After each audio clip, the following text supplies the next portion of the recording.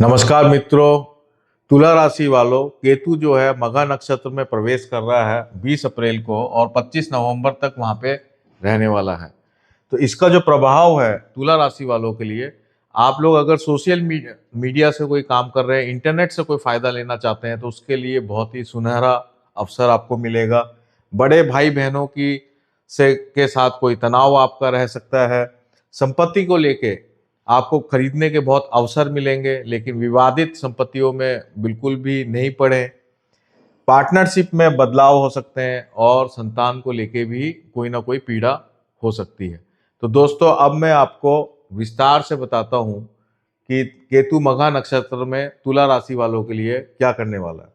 तो दोस्तों, जैसे केतु जब 20 अप्रैल को मघा नक्षत्र में आएगा, तो ऑलरेडी हम देख रहे हैं कि केतु 11th हाउस के अंदर है और मघा नक्षत्र जो है वो पितरों का नक्षत्र है। और मघा नक्षत्र के जो स्वामी हैं वो स्वयं केतु हैं। तो केतु अपने ही नक्षत्र में है, पितृ वाले देवता हैं उनमें। आपको ये बात ध्यान में रखनी है कि ये जो टाइम है 20 अप्रैल से 25 नवंबर, इसमें हमें जो भी कुछ जीवन में लाभ मिलने वाला है वो पितरों के कारण ही मिलेगा, पितृ देवता के कारण ही होगा। केतु जो है अपने आप में एक आशीर्वाद होता है।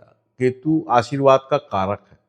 तो पितरों का आशीर्वाद जब आपके जीवन में होगा तो लाभ में बैठा हुआ है, तो आपको हर प्रकार से कोई ना कोई लाभ देने वाला है।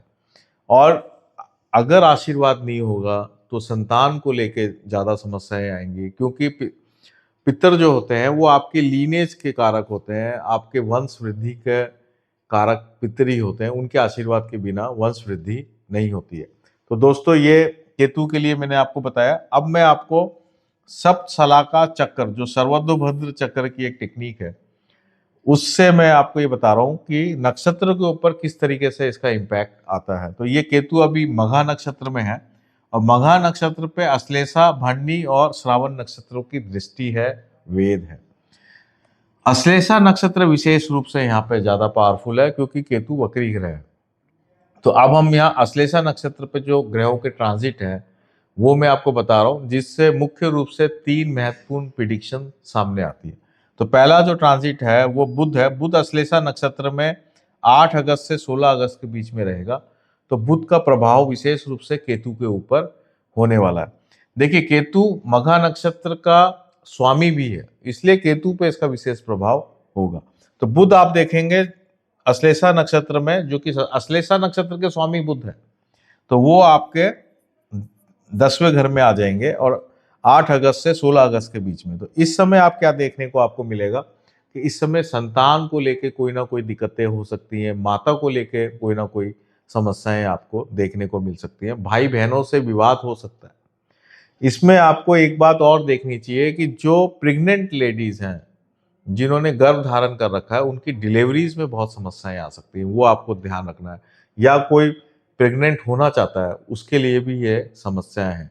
ऐसे समय में पितरों से संबंधित जो उपाय होते हैं, शास्त्रीय जो उपाय होते हैं, अर्पण तर्पण और भी बहुत तरह के उपाय हैं, उनको फॉलो करना चाहिए अगर आप अपने एंसेस्टर्स को आगे बढ़ाना चाहते हैं, अपने लीनेज को आगे बढ़ाना चाहते हैं।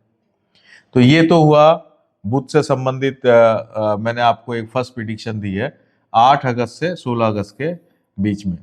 करियर संबंधित ये जो समय है ये शानदार होगा। आपका जो नेम फेम है वो अच्छा बढ़ेगा, पैसे आने में कोई दिक्कत नहीं होने वाली। अब मैं गुरु से संबंधित आपको बताता हूँ फल क्या आएगा। गुरु अश्लेषा नक्षत्र में, वो भी 10वें भाव में आएगा 19 अगस्त से 31 अक्टूबर, 19 अगस्त टू 31 अक्टूबर। ये टाइम गुरु अश्लेषा नक्षत्र में रहेगा, जो कि बुध का नक्षत्र है। ये जो समय है ये शत्रुओं से विजेता बनाने का समय है, शत्रु हंता योग है ये, क्योंकि केतु आपके 11वें भाव में है जो कि लाभ का भाव है, और गुरु आपके छठेश और तृतीयेश है। तो इसलिए इस समय आपके बहुत सारे नए लोग आपसे जुड़ेंगे, नए नए लोग होंगे, सोशल मीडिया से आपको फायदा होगा। जो आपका सर्कल है वो लोग नहीं जुड़ेंगे। लेकिन इसमें एक चीज ये भी आती है कि आप पुराने लोगों का साथ छूट भी सकता है, इसके बहुत ज्यादा संभावनाएं बनी हुई हैं। तो अगर आप पार्टनरशिप में हैं किसी तरह के, या आप पुराने जो लोग आपके साथ जुड़े हुए हैं वो बदलाव हो सकते हैं, उसमें चेंजेस आ सकते हैं। वो पुराने लोग आपको छोड़ के चले जाएं, नए लोग आपके जीवन में आ जाएं, ये चीज गुरु की जो ट्रांजिट है 19 अगस्त से लेके 31 अक्टूबर के बीच में बहुत ही संभावनाएं हैं। ये आपको ट्रैवल देगा और आप जो है अपने करियर में बहुत अच्छा परफॉर्म करेंगे, इसमें कोई डाउट नहीं है। देखिए, ये दोनों ट्रांजिट आपका जो है करियर के पॉइंट ऑफ व्यू से बहुत शानदार है, क्योंकि ये सब 10th हाउस में ही इसका रिजल्ट दे रहे हैं। आपको अपने बड़े बहन भाइयों से और छोटे बहन भाइयों से अच्छे रिलेशनशिप रखने चाहिए, ताकि हम इसका बेस्ट से बेस्ट फायदा ले सकें। अब मैं आ रहा हूं, मंगल अश्लेषा नक्षत्र में आएंगे। ये मेरी थर्ड प्रिडिक्शन है। 17 अक्टूबर से 12 नवंबर, 17 अक्टूबर से 12 नवंबर, ये आप नोट कर लें, मंगल अश्लेषा नक्षत्र में। तो अब मंगल भी यहाँ पे चौथे घर में यहाँ पे आ जाएंगे, सॉरी 10th हाउस में यहाँ पे आ जाएंगे, कर्क राशि के अंदर। तो अश्लेषा नक्षत्र में जब मंगल रहेंगे तो इसका केतु पे ये प्रभाव पड़ने वाला है कि ये आपको धन संपत्ति वगैरह देगा, और आपके अगर प्रेम संबंध है तो उसमें कुछ ना कुछ प्रॉब्लम दे सकता है, ये आपको ध्यान रखने वाली बात है। लेकिन संपत्ति ये देने के लिए बहुत अच्छा आया है। चतुर्थ का 10th हाउस का जो मंगल है चतुर्थ भाव को ये देख रहा है, तो ये संपत्ति आपको देगा। आपको सिर्फ ये सावधानी रखनी है कि किसी भी प्रकार की विवादित संपत्ति में आपको नहीं फंसना है, क्योंकि केतु विवाद का कारक है। कोई भी ऐसी संपत्ति जिसमें ऑलरेडी कानूनी समस्याएं पहले से चल रही हैं या कोर्ट केसेस चल रहे हैं, उस पर आप बिल्कुल भी हस्तक्षेप नहीं करें। अगर आपके घर में ही ऐसी कोई संपत्ति है जो आपके परिवार में ही जिसमें कानूनी विवाद वगैरह चल रहा है, तो आप इसमें विजेता हो सकते हैं, उसमें आपके पक्ष में फैसला हो सकता है। ये एक ऐसा शुभ समय है।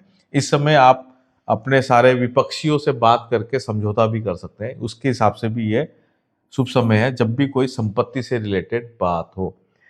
आपको सिर्फ ये एक और बात ध्यान रखनी है कि अपनी पत्नी की हेल्थ प्रॉब्लम्स आ सकती हैं, पत्नी से के लिए कोई विवाद भी हो सकता है। उस जगह हमें विवाद नहीं करना है, क्योंकि अगर आप वहाँ विवाद करेंगे तो आपके करियर में भी इसका बड़ा इम्पैक्ट आएगा। तो इसलिए पत्नी का सहयोग रहेगा तो आपका करियर बहुत शानदार होने वाला है। ये बात इस मंगल के ट्रांजिट में मैं आपको बता रहा हूँ। तो दोस्तों, इस तरीके से ये मेरी 3 प्रिडिक्शन है और मैंने समरी में बता ही दिया।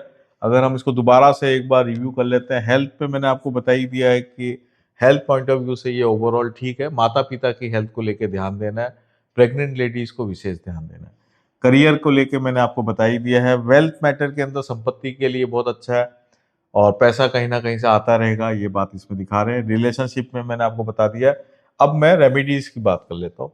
तो रेमेडीज में सबसे बेस्ट जो रेमेडी है, क्योंकि राहु आपके पंचम में है और केतु आपके 11वें घर में है, संतान को लेके प्रॉब्लम्स है, एंसेस्टर्स की कृपा नहीं है आपके ऊपर, पितरों की आपके ऊपर कृपा नहीं है, तो वहाँ संतान से वाद विवाद या कुछ भी हो सकता है।